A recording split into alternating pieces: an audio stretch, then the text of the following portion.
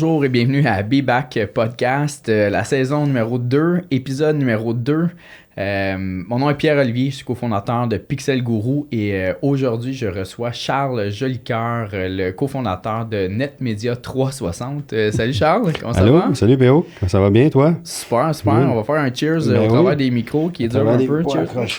Genre ça des longs bras, avec mes petits bras. Ça.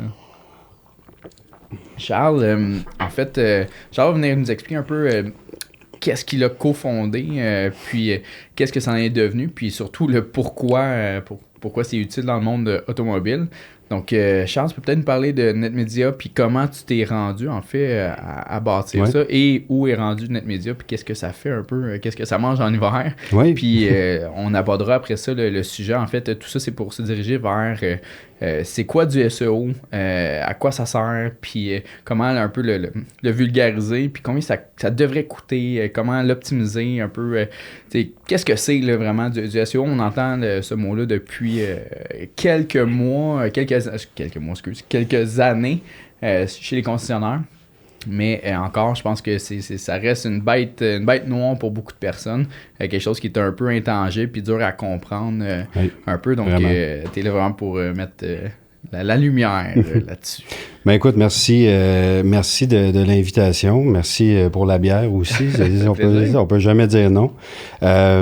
Écoute, moi j'ai toujours été un tripeux d'auto. Puis je pense que tout le monde, qu'on travaille ensemble, on est tous, puis dans les concessionnaires, je pense que c'est... Il y a une petite base commune. Oui, ça nous unifie. Là, on est tous, on aime l'auto. Moi, j'ai appris à lire vraiment avec des livres d'auto. Je lisais le guide de l'auto en français, je lisais les revues Excellence Porsche en anglais, puis j'avais 4 ans, puis je lisais ça. Là. Fait que j'ai toujours aimé l'automobile. Quand j'étudiais, je savais pas trop vers où m'en aller. Fait que j'ai fait un bac en finance, mais je vendais des autos aussi. Ça avait donné que je me cherchais un emploi étudiant. Puis il y avait un concessionnaire Volvo Sherbrooke dans mon coin M. Baudouin, qui était le propriétaire. Puis il cherchait un représentant aux ventes. Puis quand j'avais été là, il aimait l'idée, que j'étais étudiant. Il s'était dit, ça va bien cadrer avec ma clientèle. C'est tous des comptables, c'est bon. Fait que j'ai commencé à vendre des autos.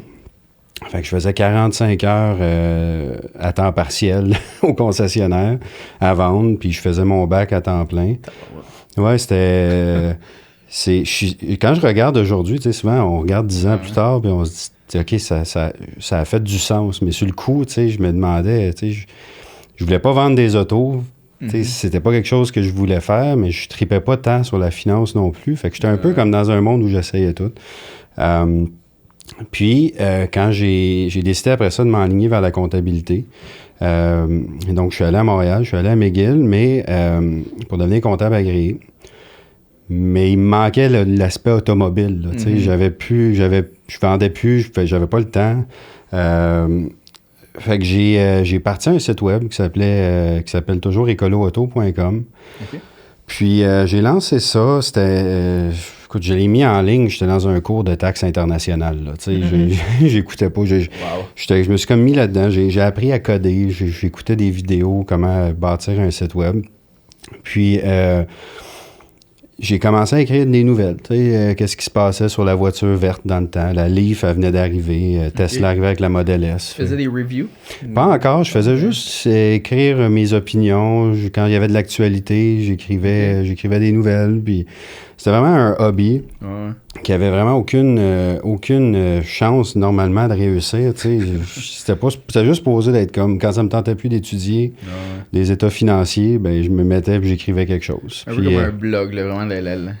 C'est ça, c'était un blog. Blog dans le temps, là, tu mettais tes opinions autour. C'est ça. Puis, je me disais peut-être, là, si le trafic monte, je pourrais mettre de la pub. Puis, mais à un moment donné, ben, c'est ce qui est arrivé, c'est que le trafic s'est mis à monter. Puis, les manufacturiers, ils ont commencé à m'offrir des autos, Puis, j'ai eu Fisker Karma, la Fisker Karma qui venait d'arriver dans le temps, là, 2014. Fisker qui m'a écrit un courriel pour me dire hey, on a vu ton site, veux-tu écrire un essai routier? Là, tu fais le saut, là, tu sais. Tu sais, j'ai dit OK. Fait que j'ai été chercher l'auto, je suis parti avec, je l'ai essayé. Puis je suis revenu à la maison, j'ai dit, bon, il faut que j'écrive un essai. Fait que tu sais, comme je te dis, j'ai toujours lu le guide de l'auto, les essais, fait que j'avais un peu l'idée de c'était quoi, tu sais. Fait que j'ai commencé à essayer des autos, puis après ça, ben j'ai dit peut-être qu'il y a d'autres manufacturiers, tu sais, qui pourraient me prêter des autos, tu sais.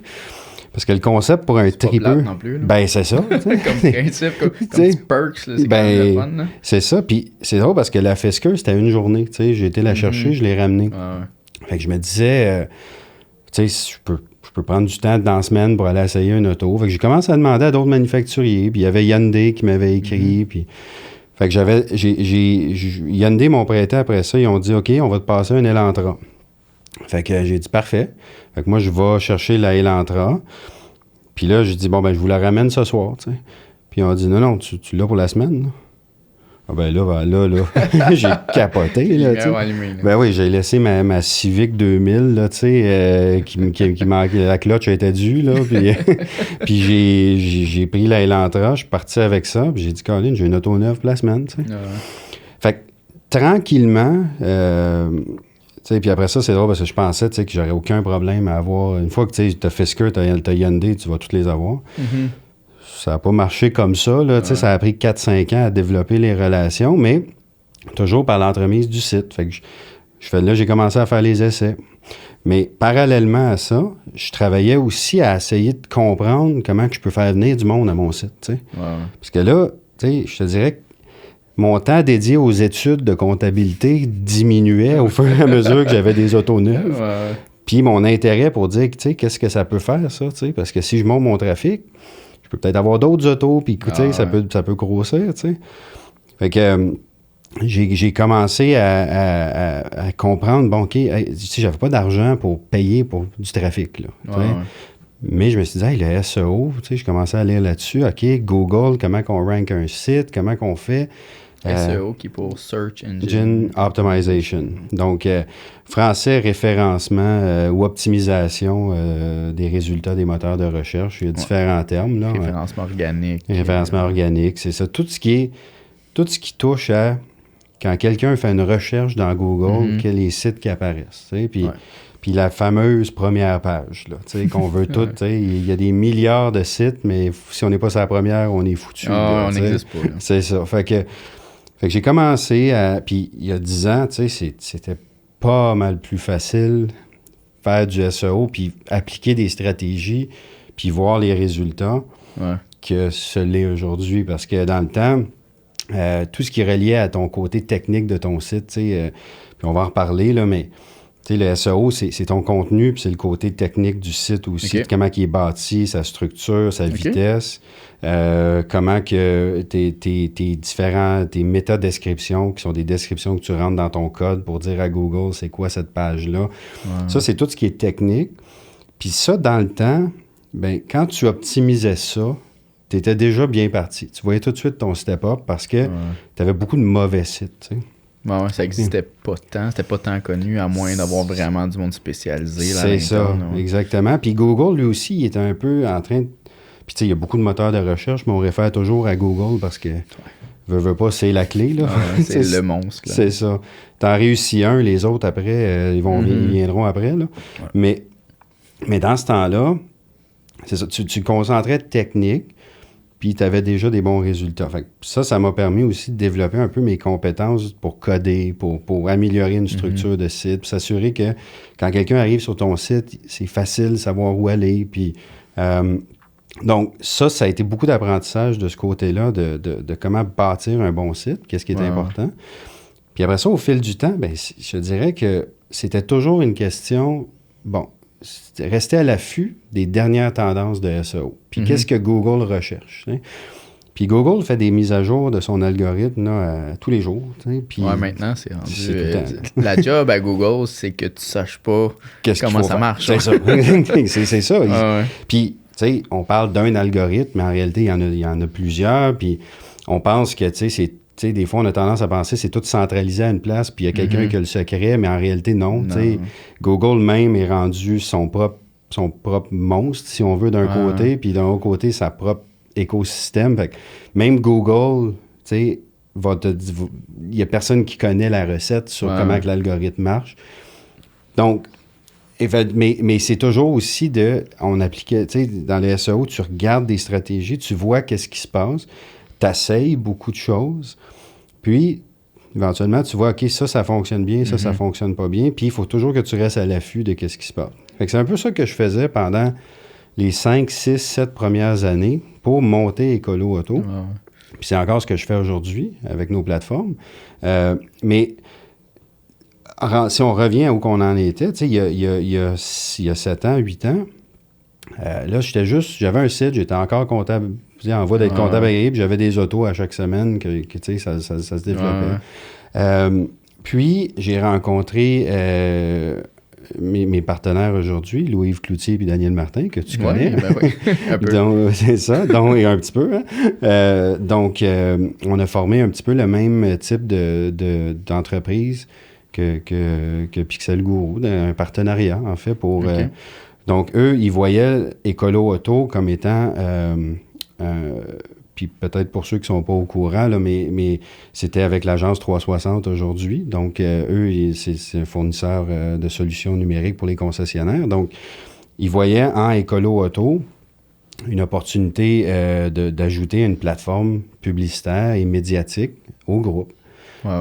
Puis parce qu'eux aussi avaient remarqué là, que ça commençait à prendre de l'ampleur. Puis, de leur côté, l'agence avait aussi vu qu'il y avait un besoin de SEO pour les sites web de l'agence. Donc, ils ont dit, écoute, ça nous prendrait quelqu'un pour écrire du contenu. Fait que j'ai commencé en écrivant comme un pigiste du contenu pour les agences, pour l'agence avec les concessionnaires.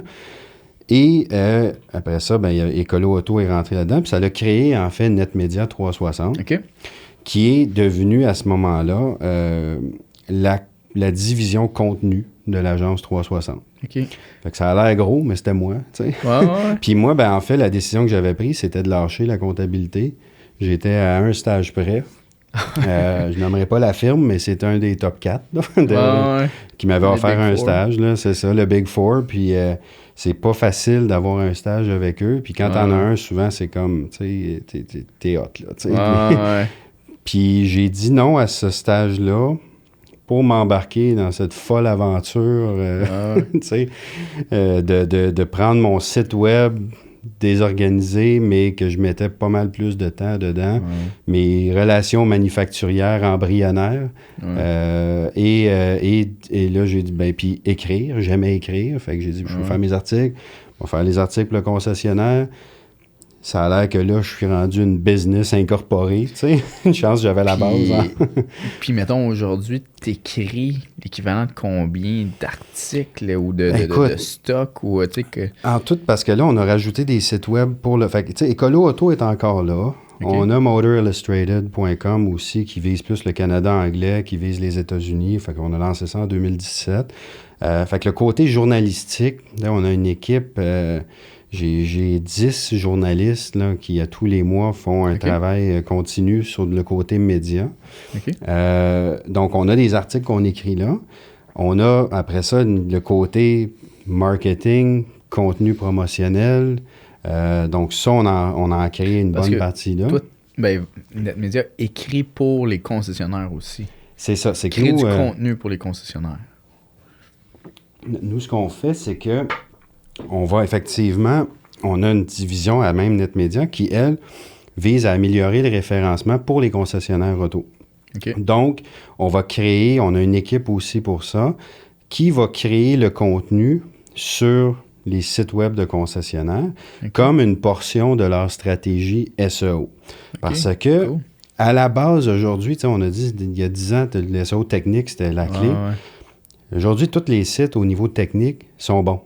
Tu as des améliorations, oui, mais avec le temps, nous, on s'est aperçu, tu as beau avoir la vitesse de site la plus rapide, tu as beau tout soit parfait au niveau technique, c'est pas ça qui va vraiment aider, surtout pas en automobile. Si tu vends des bas sur Internet, peut-être, là, mais dans l'automobile, tu as tellement de compétition. Prends une recherche, Honda Civic. La première page de Google, là, c'est honda.ca, c'est Guide de l'auto, c'est nous autres, c'est Trader, les marketplaces. Ah ouais, c'est Kijiji. Puis Kijiji. Puis après ça, tu sais, tu vas avoir un concessionnaire ou 2 ou 3. Parce que Google, il va montrer un paquet de possibilités à de la personne qui cherche Honda Civic. Parce que c'est pas clair ce qu'elle veut, tu sais. Non, c'est ça. Fait que, mais ranker dans cette folie-là, tu sais, surpasser Honda.ca, c'est pas si simple. Reste à travailler un peu. Puis du côté anglais, puis que, tu sais, après ça, mettons, tu veux aller plus large aux États-Unis, tu sais, Car and Driver, Motor Trend, Road and Track, c'est des plateformes, ça fait 20 ans qu'ils sont là. Ah ouais. Fait que c'est pas parce que... contenu, là. C'est ça, tu sais. Tu sais, puis c'est des choses que moi, j'ai appris avec le temps parce que si je regarde mon site web anglais, Motor Illustrated, sa vitesse de page est plus rapide que Motor Trend. Okay. Mais on n'est pas plus haut que Motor Trend dans les rankings.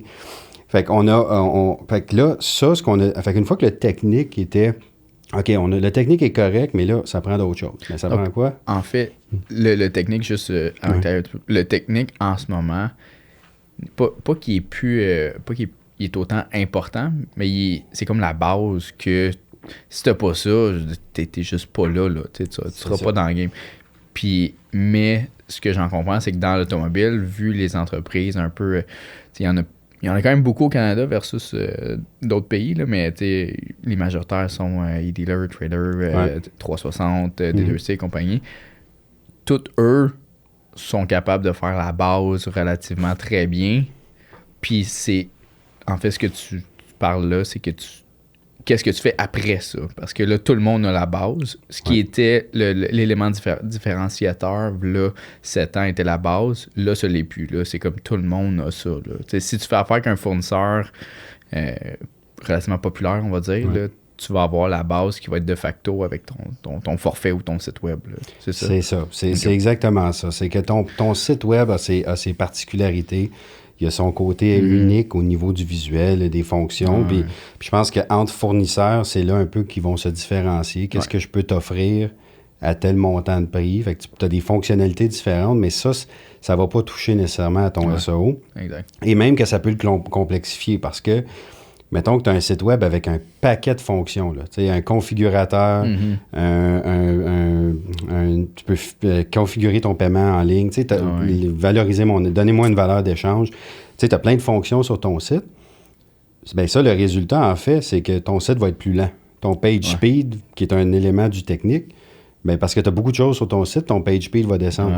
Mais ce que tu apprends avec le temps, c'est que tu es beaucoup mieux d'avoir ces fonctionnalités-là sur ton site, quitte à avoir un page speed plus lent, que d'avoir un page speed dans le tapis qui est super vite, mais tu n'as pas de fonctionnalité. Fait que c'est pas tant... C'est plus autant coûteux de sacrifier un petit peu de page speed pour ajouter des features quand tu regardes au bout de la ligne la valeur ajoutée pour le client ou le consommateur qui est sur le site web. C'est ça. Puis c'est là, quand on regarde l'évolution du SEO, c'est là qu'on voit puis on voit la complexité s'installer parce que tu regardes encore il y a 10 ans, le page speed, c'était ça, là. C'était la chose, là. Tu descendais la première page des résultats Google pour une requête. Colin, c'était du plus vite au plus lent, là. Maintenant, ça n'a plus rapport. Un Honda.ca, il va être, il ne sera pas nécessairement vite, mais c'est pas ça qui va l'empêcher d'être numéro 1. Puis, les concessionnaires, les sites concessionnaires, d'office, ils ont tous des mauvais page speed à cause de leur fonctionnalité. Donc, mais les gens, le consommateur, lui, il veut pouvoir avoir une valeur pour son échange. Il veut pouvoir configurer son paiement. Donc, il va rester plus longtemps sur son site, puis il va avoir une meilleure expérience. Puis on se rend compte que l'expérience que tu proposes va avoir plus d'impact que le page speed.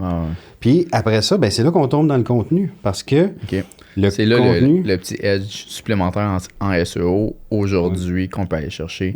C'est ça, là. C'est ce que tu nous expliques là. C'est ça, exactement. Tu sais, je pense que il faut... Puis Google, ils ont mis une mise à jour importante à la fin du mois d'août qui a été déployée à 100% le 9 septembre. Fait qu'au moins pour ça, son fin, il nous dit quand est-ce qu'il y a de quoi qui va changer. Puis après ça, ben, tu passes du 9 septembre jusqu'à peu près aujourd'hui, là, j'ai été paquet de nerfs pour voir sur nos sites à nous, nos sites de clients, qu'est-ce que ça allait avoir comme impact. Parce que c'était ce que Google appelait une mise à jour importante, le Core Update, qu'ils appellent en anglais. Là. Core Update, c'est check tes résultats après parce que ça va changer quelque chose. Puis tu vas soit voir ton trafic baisser, monter, rester stable. S'il baisse, ça te dit qu'il faut que tu changes quelque chose. Mais tu sais pas quoi. Tu sais pas quoi. Là, tu le trouves. Ben là, faut que tu lises après ça, c'était quoi le maudit Core Update, puis tu comprennes c'est où tu t'es planté, puis c'est très vague, tu sais. Mais le Core Update du mois d'août, c'était, il appelait ça le Useful Content Updates, ou mise à jour sur l'utilité du contenu. OK. Donc là, ce que Google nous disait, puis ça, c'était vraiment pratiquement mot pour mot, c'était, il va privilégier les sites web qui offrent du contenu qui démontre une expertise, qui aide l'usager à répondre à ses questions ou régler son problème, entre guillemets. Son problème, c'est quand il fait une requête, il veut une réponse. Donc, du contenu qui va l'aider à arriver à cette réponse-là. Ce contenu-là va être valorisé et donc les sites qui en ont vont être valorisés aussi. Okay. Et inversement, les sites qui ont du contenu de moins bonne qualité et du contenu qui est créé soit uniquement pour le SEO, mais qui ne donne pas de valeur. Comme quoi? C'est quoi la différence entre du bon ou du mauvais contenu? Ben c'est ça. Là. Puis là, ça, c'est les questions qui se m'ont à poser. Mais Google, au moins là-dessus, sont bons parce qu'ils vont te donner la recette d'une certaine façon. Okay. Ils vont quand même te donner des points. Donc, par exemple, du contenu, ils veulent... Les 2 points principaux, là, c'est qu'il faut que ça démontre ton expertise, puis il faut que ça l'aide l'usager à répondre à ses questions. Okay? Donc, après ça, ben, si on est un créateur de contenu, il faut regarder qu'est-ce qu'on a fait comme contenu. T'sais. Puis là, on regarde, on dit, bon, mettons que tu as un concessionnaire qui a fait un article sur un nouveau modèle qui vient d'être dévoilé, et c'est plein de points d'exclamation, le meilleur véhicule au monde. Puis là, il y a plein de liens dedans. Venez, voyez les prix, contactez-nous, essai routier. Puis là, ils ont mis ça dans leur section blog. Ça a l'air pub, là. C'est pub, c'est ça. Puis, mettons que quelqu'un veut juste savoir c'est quoi la capacité de chargement de ce modèle-là. Ouais. Tu sais, si c'est trop promotionnel, puis tu lui dis la réponse, c'est la meilleure capacité de chargement du segment. C'est pas ça, tu sais. Fais juste me dire, c'est quoi, c'est 1200, 1300? Ouais. Donc, moi, l'exemple que je fais souvent, là, c'est... Imagine, tu es à un party de Noël en famille, là, puis tu travailles comme vendeur d'auto. Okay? Tu es un représentant aux ventes, puis tu as ton oncle qui a une location. Lui, il a déjà acheté son auto. Il vient juste te parler, il dit « Hey, j'ai vu le nouveau CR-V qui vient d'arriver, qui vient d'être redessiné. Là. » Il dit « J'ai vu ça, c'est-tu pas pire? » Puis toi, tu l'as eu, tu viens de l'avoir dans ton showroom. Ça va être quoi la conversation que tu vas avoir avec ton oncle? Ça va être, ouais, il est super, écoute, il y a de la place, puis il est beau en dedans, tu devrais passer venir le voir, parce que quand tu regardes en dedans, ils ont tout changé, le tableau de bord, nouveau système d'infodivertissement, il y a encore plus de place que l'autre, puis, ça va être une conversation informative. Si tu arrives, ton oncle, il dit « Hey, j'ai vu le nouveau CR-V », tu arrives « Hey, il était cœur, hein? C'est le plus beau que j'ai jamais vu de ma vie. Viens-t'en le voir tout de suite. Tu vas capoter. » Non, mais c'est parce que je veux juste jaser, moi. Je veux juste... OK. Mais c'est une bonne analogie, j'aime ça comme image. C'est comme ça qu'il faut le voir dans la façon qu'on positionne notre contenu sur notre site pour... Notre contenu pour le référencement puis pour les blogs, tu sais. Mais ça doit être aussi vrai un peu pour même les pubs, les pubs visuelles, là, que on dirait que les concessionnaires ont juste abusé de mettre un pick-up, un paiement, tu sais. Tu pouvez mettre d'autres choses comme pub, là, vous pouvez, à un moment donné, juste mettre des pubs avec des paiements à un client, c'est un peu le même principe, là, tu sais. Je suis peut-être pas rendu à un paiement, là, tu sais, il en faut, là, ça va être un clic si les paiements sont super bons, whatever, là, mais comment créer du contenu qui génère un intérêt et qui répond un peu à une question ou qui suscite autre chose que juste un « OK, mais je suis pas prêt à acheter, là. Pourquoi tu me parles de paiement, là? Je sais même pas c'est quoi le troc encore, là, t'sais. » Ben c'est ça, c'est de effectivement, c'est que, tu sais, on est tellement bombardé de pubs, puis c'est autant que le SEO a évolué en 10 ans, ben la façon de vendre un auto aussi a évolué, puis les approches se doivent d'évoluer parce que les gens sont tellement mieux informés aujourd'hui. Et Et on est tellement bombardé de pubs qu'on croit même plus le 199 aux 2 semaines. Là, on se dit, bon, c'est quoi là? C'est quoi la patente? Là, Fait que ta pub, puis quand tu fais ton contenu, ben, ça veut pas dire... Parce qu'il faut comprendre, Google, il sait que tu vends un char. Là, On n'essaie pas de falsifier les données. Là, il sait que tu veux vendre un auto. Il sait que ton site web est là pour vendre. Mais ton contenu blog, lui, il est là pour informer, pour te donner ta crédibilité pour vendre l'auto. Fait que, tu sais, mettons que tu te retrouves encore, on fait une analogie, mettons que tu as un site web qui vend des Mazda, puis tu fais 2 articles par mois là, depuis 5 ans. Tu sais, voici le nouveau CX-30, c'est quoi le système iActive, traction intégrale, c'est quoi le programme de véhicule d'occasion certifié de Mazda. Tu sais, tu réponds à des questions. Puis, tu sais, c'est 3 raisons pourquoi que le CX-5 se démarque dans son segment. Puis, tu dis des vraies affaires dans ton texte, tu sais. Parce que c'est vrai que le CX-5 est le fun à conduire. Si moi, je veux avoir du fun dans un VUS compact, c'est ça que je vais acheter. C'est pas mentir de le dire, tu sais. Mais il y a ses bons côtés, ses défauts. Si tu veux dire 3 raisons pourquoi je veux l'acheter, pourquoi vous devriez l'acheter, parle des points positifs, sans être trop agressif. Fait que mettons, tu fais 5 ans de contenu comme ça. T'en fais 2 par mois, t'en as 24 par année. Après 5 ans, t'en as au-dessus, t'en as presque 125. Bien là, t'as 125 articles de qualité, informatifs, qui répondent au contenu utile de Google parce que ça peut répondre à des questions. Bien là, toi, t'es un site, mettons, t'es dans la ville X, puis là, je veux pas nommer trop de villes, parce que je veux pas, tu sais, personne se sent trop visé, c'est ça. Mais si t'es dans une ville X, puis à 20 minutes de toi ou à 10 km de toi, il y a un autre concessionnaire qui vend le même produit que toi.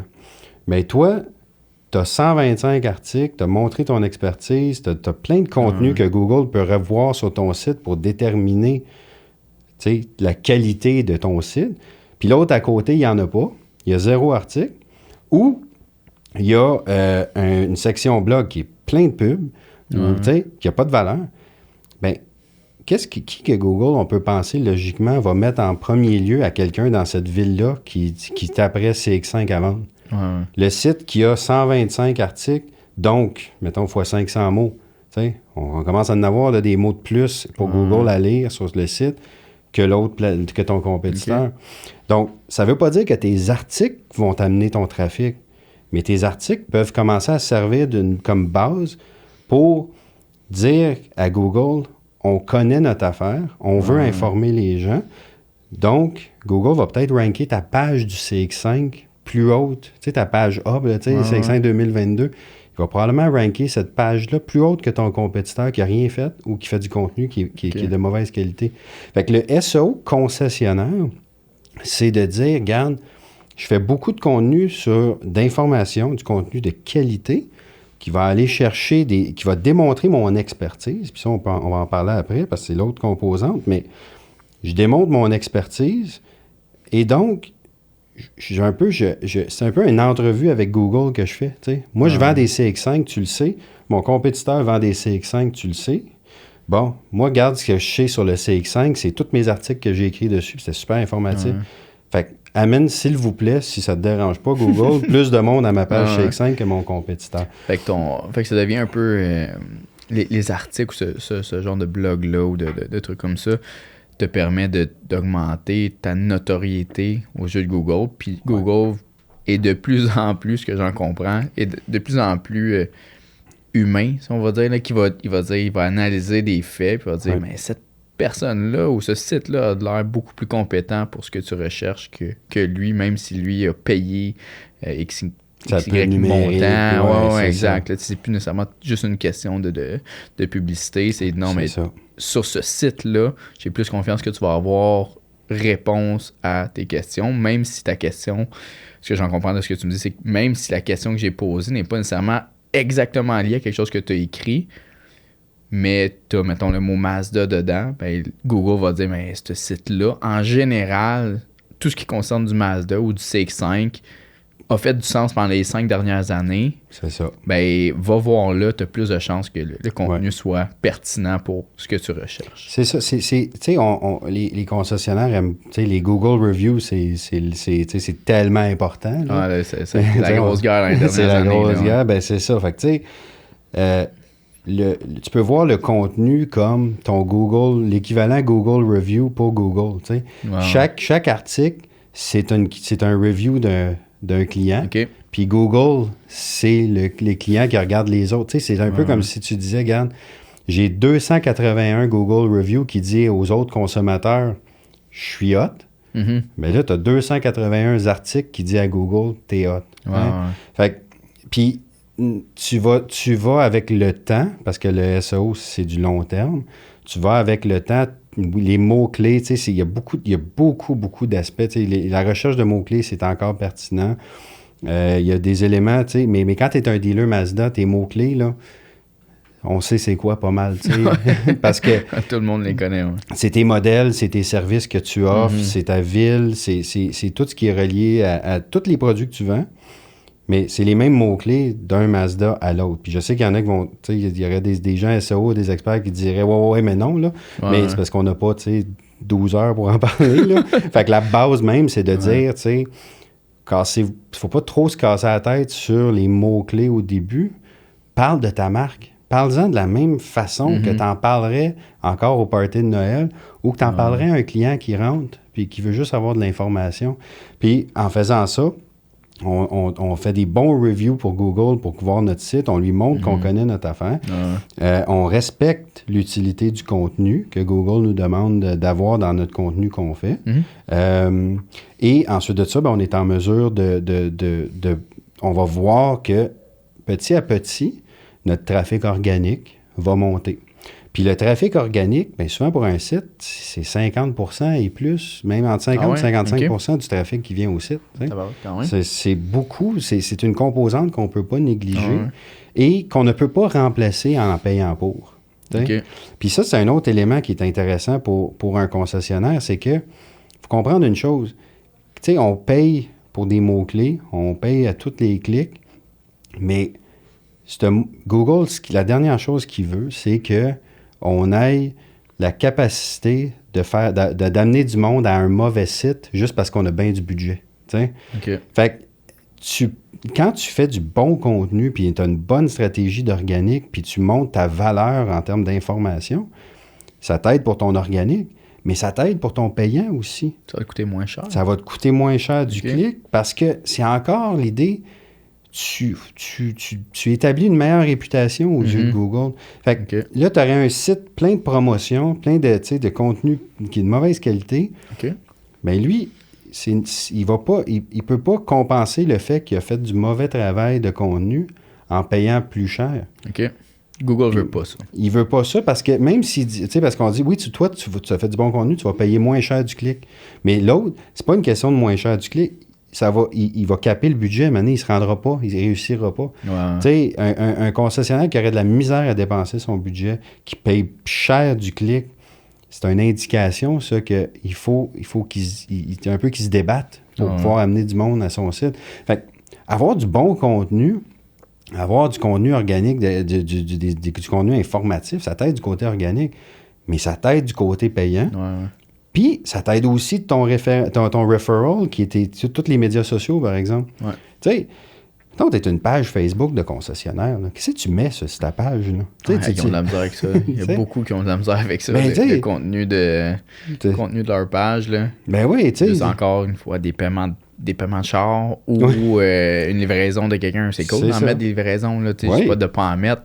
Mais ça peut pas être juste ça que tu mets. Tu peux pas juste mettre des gens qui t'ont livré un ABO la semaine passée. Là, non, parce que ton monde qui sont sur ta page Facebook, ben c'est qui? Ben c'est du monde qui ont acheté déjà. Exact. Ou c'est les amis de tes représentants aux ventes, ou c'est ta gang du service. C'est ça, tu sais. Mais tu fais quoi pour ton Facebook? Mais sauf que si tu as un article, mettons, je sais pas, tu es un concessionnaire Mercedes, ils ont dévoilé le EQE VUS, ils ont plein d'affaires qui s'en viennent dans l'électrique en ce moment. Ben, si ton concessionnaire, tu fais un article sur le EQE intéressant, ben ça va mousser ta page Facebook aussi. Fait que ça va amener du monde en trafic là, mais je pense qu'il n'y a pas un concessionnaire qui dirait non à une page Facebook de 75 000 abonnés en train de commenter, tu sais. Ah, ouais. Mais pour arriver là, il faut que tu aies de quoi leur donner, qui n'est pas promotionnel. Parce que si tu mets un article qui est comme, encore une fois, c'est le meilleur au monde, Ah, ouais. ben, tu vas juste avoir des commentaires poches.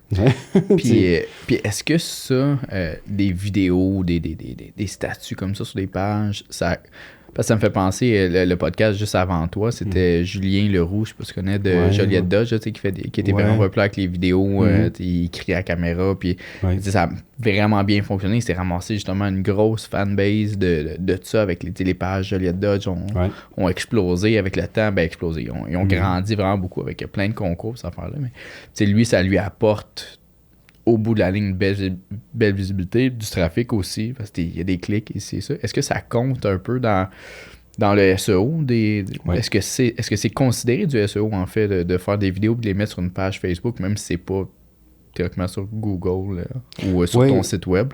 Là, oui, la réponse, oui. Puis de plus en plus, je te dirais, parce que, tu sais, si Google, il faut qu'il utilise des indicateurs aussi. Il ne peut pas juste tout le temps juste prendre son propre algorithme pour vérifier la qualité d'un contenu. Google se doit se fier sur des indicateurs. Puis le fait que ta page Facebook fonctionne bien est un indicateur que ton contenu est intéressant. Tu as de faire le lien entre les deux parce que tu as une section qui est marquée site web sur ta page Facebook. Fait que Google, il comprend que son lien. Oui, puis si tu mets un post qui link, par exemple, tu fais une vidéo, puis en dessous, tu as un article qui ramène à ton article ou qui ramène à ton site, Google va pouvoir voir le fait que tu as eu beaucoup de commentaires, beaucoup d'interactions sur ta page Facebook. Il va faire le lien. Donc, c'est un indicateur de qualité si tu es capable que les gens sur Facebook sont intéressés. C'est un indicateur de qualité. Mieux encore que ça, c'est que si tu peux prendre des capsules vidéo, faire un channel YouTube, et sur YouTube, tu fais des vidéos, tu t'en sers de ces vidéos-là pour les mettre sur ton Facebook, et après ça, tu fais des articles dans ta section actualité, et tu prends la vidéo et tu la mets sur chacun de tes articles. Ouais, faudrait que tu me réexpliques le plan. Je suis pas sûr que... Surtout ceux qui sont en audio, je suis pas sûr qu'ils l'ont compris à 100%. Mais mettons que tu prendrais, bien simple, là, mettons, là, tu dis, il y a un Honda CR-V qui vient d'arriver. On va prendre le même CR-V. Là. Le CR-V vient d'arriver, il est dans le showroom.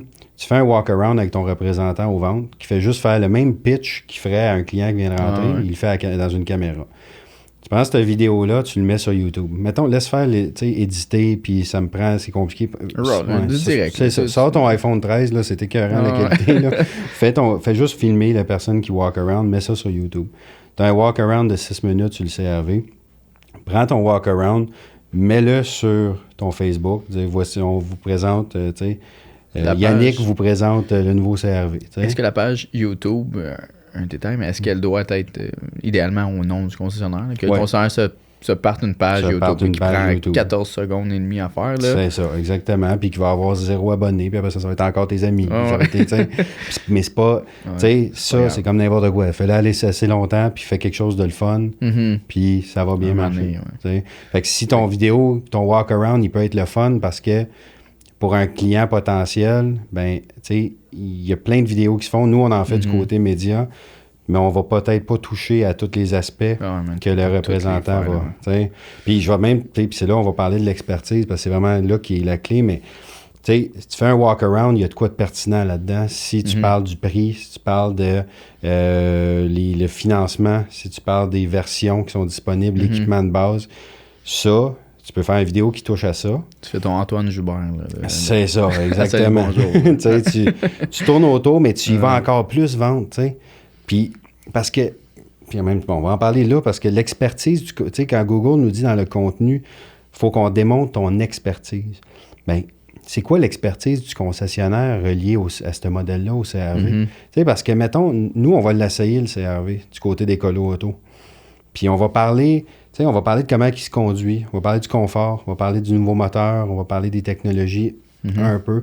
Je te dirais, quand tu lis un essai routier média qui est axé vers le consommateur, tu vas remarquer que c'est souvent les mêmes éléments qui reviennent parce que on peut pas, on n'a pas 5000 mots, là, tu sais. Ah ouais. Fait qu'on veut, puis nous, c'est quoi notre expertise en tant que média? Ben, c'est le fait qu'on l'essaye, l'auto.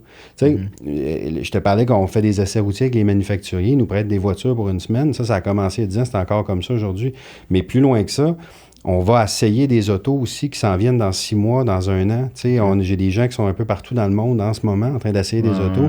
Lui, il va revenir, il va écrire un texte, mon journaliste. Mais lui, ce qu'il va écrire, c'est comment il s'est senti au volant, c'est quoi les éléments qu'il a appris du manufacturier reliés au modèle. Parce que nous, notre expertise, c'est qu'on va avoir essayé l'auto. Mais on ne parlera pas dans notre article nécessairement de prix. On ne parlera certainement pas de taux de financement parce qu'on ne les a pas, puis notre audience est tellement large que, tu sais, je peux pas te dire c'est 3,9, là, parce que je sais pas t'es où quand tu lis mon texte. On ne parlera pas de ça. On va parler un peu de technologie, mais pas tant, parce qu'on n'a pas tu sais, peut-être qu'est-ce qui est nouveau, là. Puis on ne parlera pas non plus de choses comme, tu sais, les versions puis l'équipement de base, là, tu sais. Fait que du côté média, mettons, sur le CRV, ben, tu as un paquet de sites médias qui vont parler de tout ce que je viens de t'énumérer là. Plus général. C'est plus général. Puis surtout comment il se conduit, parce que c'est ça notre expérience. On l'a essayé. On est parmi les premiers à l'essayer. Fait que ça, on peut vous donner de l'info là-dessus. Mais inversement, le concessionnaire, lui, ben, son expertise, c'est pas nécessairement de parler du confort. Pas parler, tu sais, mais c'est plus parler de ça, c'est 3,9 sur 60 mois, puis c'est, tu sais, en location, c'est 6,9 aujourd'hui. Fait que puis voici les différentes versions de base. Là, quand tu fais ça, tu sais, essaye pas de faire un texte comme le guide ou RPM ou École Auto. Google va donner ce type de texte-là à ces plateformes-là. Mais on n'aura pas parlé des prix et des versions. Fait que si toi, tu arrives avec les prix et les versions, c'est non seulement pertinent puis ça peut répondre à des questions, comme on parlait avant, mais ça peut aussi démontrer ton expertise, puis ça va faire que toi, tu crées du contenu qui ne se retrouve pas ailleurs. Fait que quand il y a des réponses en niveau financement, là, tu peux démarquer ton contenu. Puis, moi, j'ai appris cette idée-là de comment, tu sais, prendre notre contenu puis faire quelque chose de différent avec, quand j'essayais de ranker mon site américain, puis Motor Illustrated, dans les débuts, comment tu ranks un site contre Car and Driver, tu sais? Parce qu'on était allé l'essayer, là, tu sais, le modèle, on était tous là en Allemagne pour l'essayer, tout le monde. Car and Driver était assis à côté de moi. Mais quand je reviens, comment je fais pour mon essai, que je dise à Google, hey, moi aussi, j'étais hot, moi aussi, Audi m'ont invité en Allemagne, là, tu sais. Mais après ça, on pouvait pas, Car and Driver faisait, voici l'essai routier de tel modèle. Ben, là, on a dit, hey, si on fait un article qui s'appelle, tu sais, Should you buy? Devriez-vous acheter ce modèle-là? Ça a la même information, mais présentée différemment. Puis là, on s'est rendu compte, OK, ils nous mettaient pas premier, là, mais ils nous mettaient quand même. Là, C'est ça, ils nous glissaient là parce que, encore une fois, il y a les essais routiers, mais si vous voulez savoir pourquoi vous devriez l'acheter, pourquoi vous ne devriez pas l'acheter, ben eux autres, ils l'ont, ça. Fait qu'on va les glisser là, puis si tu cherches pour Audi A4, nouveau modèle, ben c'est ça. Ben, tu as les deux informations, à toi de choisir. Fait que pour le concessionnaire, ça revient à ça. Fait que si on prend encore notre exemple de vidéo, ben, pour le visualiser, un walk-around du CRV avec les prix, les versions, le financement, puis ce qui est nouveau, tu fais cette vidéo-là, tu le mets sur ta chaîne YouTube que tu as créée, et après ça, tu mets cette vidéo-là sur YouTube, et dans ta section contenu, tu fais un article qui décrit les 5 versions du CR-V jusqu'au Touring hybride. Qu'est-ce qui est équipé, qu'est-ce qu'il y a dedans, c'est quoi le prix de départ. Le vidéo, excuse, c'était répété YouTube, mais je pense que c'était peut-être juste pas le bon mot, mais tu prends ton vidéo YouTube puis tu le mets où? Ben, c'est que une fois que tu le remets sur ton site web? Oui, c'est que tu le mets sur ta page YouTube. Après ça, tu mets sur ton site web. Tu mets sur ton site, mais tu prends la même vidéo que tu as faite, puis tu peux la mettre sur Facebook aussi. Soit tu publies ton lien YouTube, ou tu fais juste mettre ta vidéo comme un média sur ton Facebook. Y a-t-il un des deux qui est mieux qu'un autre? Il n'y en a pas un qui est mieux, c'est que vu que tu l'as déjà, tu essaies de le maximiser au plus haut, au maximum. Puis, est-ce qu'il y a quelque chose de... Est-ce que Facebook priorise le fait que tu uploades une vidéo directement sur Facebook versus un lien YouTube? Oui, ils vont préférer que tu mettes le média que le lien. Puis on le voit de plus en plus sur Facebook. Là, ils n'aiment pas ça. Ils aiment de moins en moins sortir les gens de Facebook. Fait que c'est sûr que Si tu peux prendre la vidéo même et la mettre sur ton Facebook comme un média, et ensuite tu mets la même vidéo sur ton YouTube, et là, tu vas avoir les deux côtés. Mais après ça, tu prends cette vidéo-là YouTube, tu la mets sur ton article que tu as créé qui fait la même information, mais de manière écrite. Donc là, en écrit, tu décris les versions, les prix, tu mets ton CRV là, ta vidéo là. Fait que là, t'as filmé une vidéo pendant 10 minutes, puis tu as comme touché à 3 éléments importants. Tu peux peut-être même, après ça, te servir ta vidéo. Tu sais, sur tous les autres articles que tu vas faire du CRV, c'est pas parce que tu parles plus de prix dans l'autre article que tu peux pas remettre ta vidéo pareil du CRV. Parce que ça, c'est on voit ça beaucoup aux États-Unis, c'est ce que j'appelle la méthode CNN, là. C'est tous les articles ont une vidéo. C'est pas compliqué, là. Même si ça n'a pas rapport pantoute avec ce qui est le sujet de l'article, il y a une vidéo. Fait que c'est correct de reprendre la vidéo et la remettre sur tes articles. Idéalement, tu en voudrais une vidéo spécifique pour chaque article que tu as fait, sujet, mais c'est impossible. C'est trop de temps. Mais, puis tu n'es pas obligé de le faire tout le temps non plus. Peut-être tu fais 4, 5, 6, 7 vidéos, puis 4, 5, 6, 7 articles, puis là, tu sais, après ça, tu continues juste à écrire. Puis je me mets dans la peau d'un directeur général, mettons, en ce moment de concessionnaire, puis je serais vraiment allumé à l'idée là, que tu viens de mentionner un peu, parce que je me dirais, OK, mais je vais en faire à partir de maintenant sur chacun des modèles. Mais c'est parce que dans 5 ans, même sur mon use, il va y avoir une vidéo, il va y avoir un lien que je vais avoir sur ma chaîne YouTube, puis je vais mettre dans, mettons, par exemple, tous les systèmes de gestion d'inventaire. Maintenant, tu peux rajouter une vidéo, là, soit un lien YouTube là, ou quelque chose comme ça. On va même ton CRV 2018, t'es rendu en 2022, il y aurait quand même une vidéo d'un walk-around du CRV 2018, là, tu sais. C'est hot, là, quelqu'un, tu regardes la vidéo, c'est hey, le 2018, c'est le gars qui m'expliquait comment, genre, tu sais, toutes les options de ce char-là, comment est-ce qu'il était hot à ce moment-là, puis tout. Tu peux pas avoir un meilleur pitch de vente à quelqu'un qui était dans son salon puis qui écoute, puis que t'as pas la chance d'y parler. Tu y mets une vidéo de même du walk-around dans le temps, 2018. C'est hot en salle, là, comme stratégie. Là. Moi, je suis allumé. Là, oui, puis c'est pas... Tu sais, la vidéo, c'est pas obligé d'être compliqué. Là. Tu fais juste filmer à personne. Tu sais, mais, tu sais, que tu le fasses vidéo ou que tu le fasses juste contenu, tout ce que tu viens de dire là, c'est l'effet que plus que tu en fais, plus que tu te démarques, puis moins que c'est perdu. C'est vraiment comme de l'entraînement physique. Là. Tu sais, si ça fait 5 ans que tu t'entraînes, là, ça fait 5 ans que tu fais du contenu, là, que ce soit, puis là-dedans, mettons, un ratio de 3:1 écrit à vidéo. Fait que tu fais 3 articles écrits, 1 vidéo, mais tu fais ça depuis 5 ans, puis tu en fais 2 à 3 par mois ou 5 par mois. C'est quelqu'un qui s'entraîne 5 fois par jour depuis 5 ans. Ton compétiteur peut bien commencer à aller au gym, là, mais ça va être tough à te rattraper.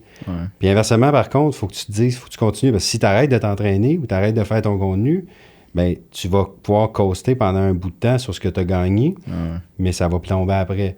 Fait que c'est d'en faire, puis c'est d'essayer de le faire le plus souvent possible de manière répétée. Puis oui, quand tu fais de la vidéo, il y en a des jours. Moi, j'ai fait mon bac, je travaillais dans un dealer. Je sais qu'il y a des jours qui sont plus calmes que d'autres.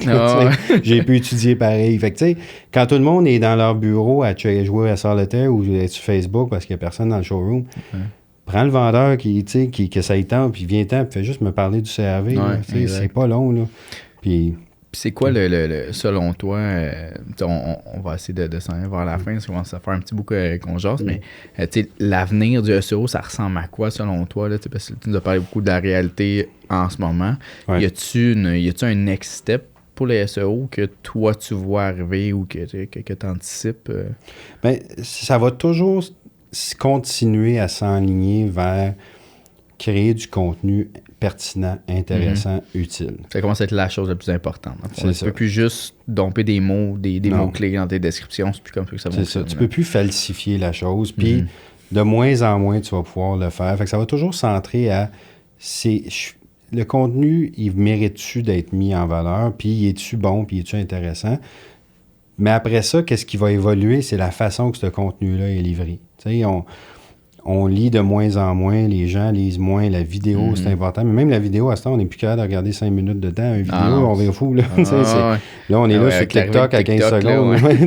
Fait que là, ça serait un autre sujet de podcast complètement, mais ça reste qu'en ce moment, la quête des médias c'est de trouver comment que je livre mon contenu aux gens de la façon qu'ils veulent. Puis là, tu sais, nous autres, on a des discussions des fois au bureau, on commence à faire des TikTok, tu sais, c'est char, puis, tu sais, parce que du point de vue média, on se dit comment qu'on fait, les gens, ils lisent plus. Bon, ben, il faut simplifier le contenu, faire plus de vidéos, tu sais.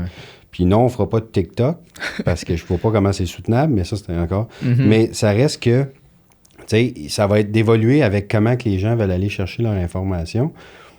Mais ça va toujours rester donner de l'information. Puis, il faut savoir une chose. Au niveau du contenu puis du SEO concessionnaire, on est quand même encore embryonnaire parce que là, il y en a beaucoup de plus qui le font. Nous, on est rendu pas loin de 200 là, à la grandeur du Canada qui en font à tous les mois. Mais c'est encore un très faible pourcentage.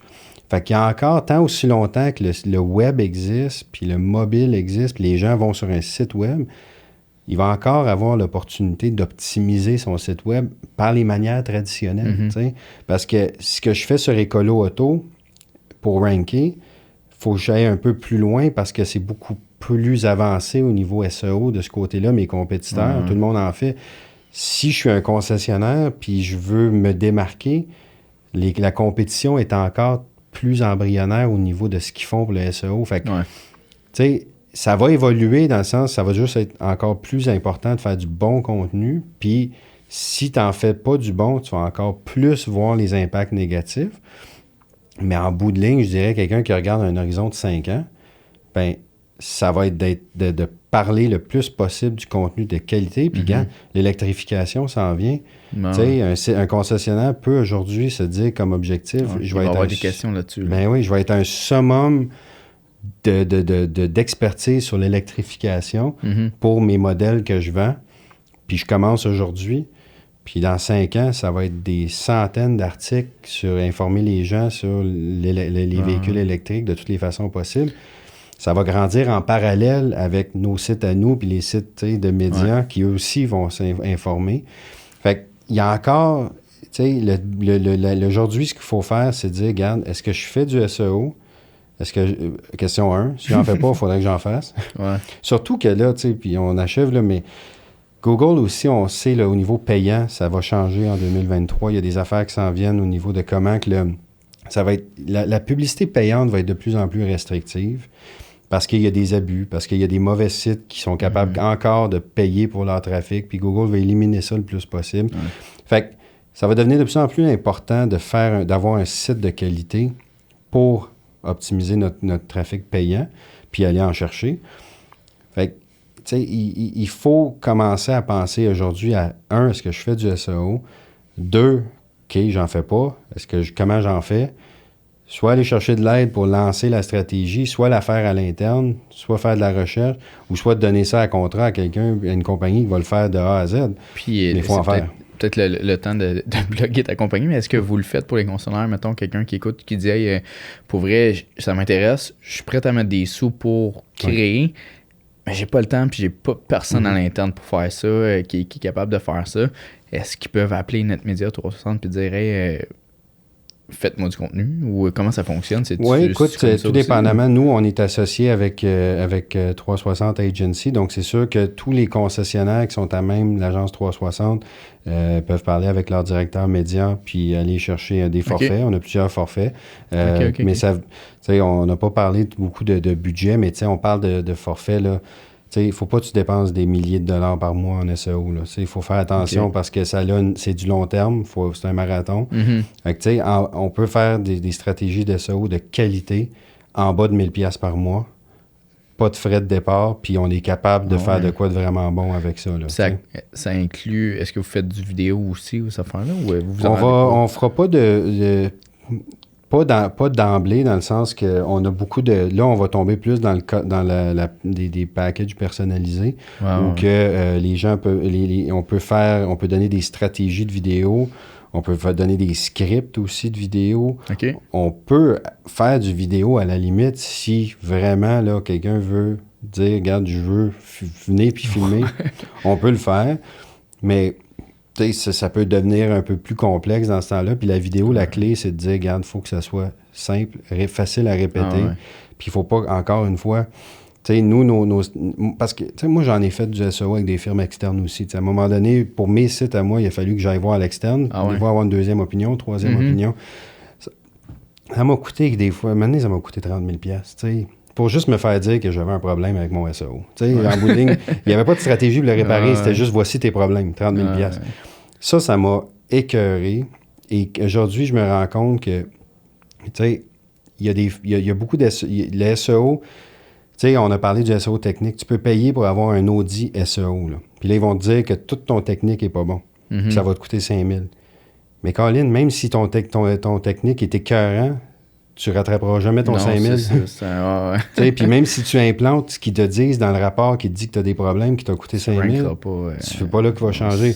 Fait que du côté SEO, pour moi, c'est toujours dire, regarde, même principe que quand on veut parler aux consommateurs et on veut informer les gens, informe les gens, contenu de qualité, fais des vidéos, paye pas des milliers de dollars parce que ça ne génère pas un lead, là. Ça ne te vend pas un char de la même façon qu'un on met du poids sur le site, là. C'est ça. On lui donne du gaz un peu, mais c'est pas ça qui va...